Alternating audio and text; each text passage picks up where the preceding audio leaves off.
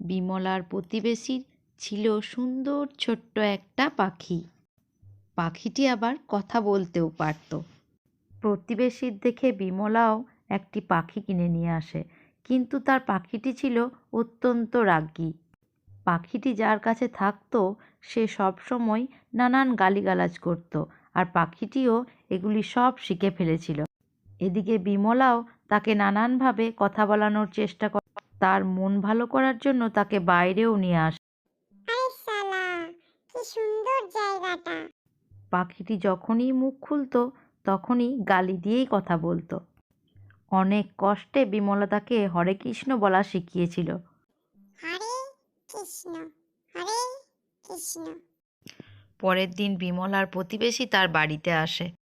বিমলা, ও বিমলা, তোমার পাখিটিকে দেখতে এলাম। পাখিটির একটি ডানা টানলে হরে এবং আর একটি ডানা টানলে কৃষ্ণ বলে। দাঁড়া, হরে কৃষ্ণ বলাচ্ছি। সে খুব শয়তানি করে পাখিটির দুটি ডানা একসঙ্গে খুব জোরে টেনে দেয়। সঙ্গে সঙ্গে পাখিটি চিৎকার করে বলে ওঠে, হতচ্ছাড়ি, সর্বনাশী, আমার লাগে না বুঝি।